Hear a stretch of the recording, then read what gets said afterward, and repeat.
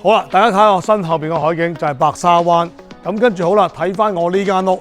大家成日話問我有一間村屋要有自己獨立圍牆、自己獨立泳池，重點係成間屋自己獨立，冇同人黐嘅，左右隔離都係自己埲牆嚟嘅，黐唔到人哋嘅，咪就係呢間咯。好啦，話咗唔黐人哋間屋，仲有個大閘，自己大閘，一個咁大嘅 backyard 停車場，俾你可以幾多啊？泊到5至6部車叉電，跟住泊完車就翻屋企噶啦。入到嚟間屋，客廳就梗噶啦。咁客廳望翻住自己泳池啦。咁跟住隔離就係呢一個飯廳啦。飯廳係連貫住我哋自己一向嘅 open kitchen。哇！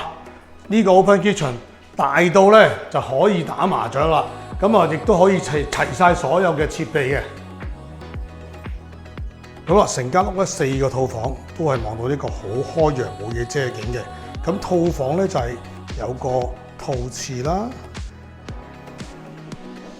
嗱，呢個套廁咧係有晒洗手間同 closet 嘅。而另外嗰間套房咧，哇勁啦！睇下全海景㗎。好啦，間屋咁靚咧，方便一定唔方便㗎啦。點解咧？因為我哋一定要揸車嘅。咁但係因為咁高嘅地方咧，從來都唔會有人遮住你個海景嘅。咁同埋呢間屋個地咧就好特別嘅。佢原本起樓嗰時咧就係呢一個村屋地，即係 village zone。而家成個區域已經變咗呢個 residential land 㗎啦。咁至於有啲咩分別咧？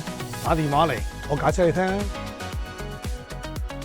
如果大家有興趣，可以 WhatsApp 我，或者撳下邊嗰條 link 睇多啲間屋嘅資料啦。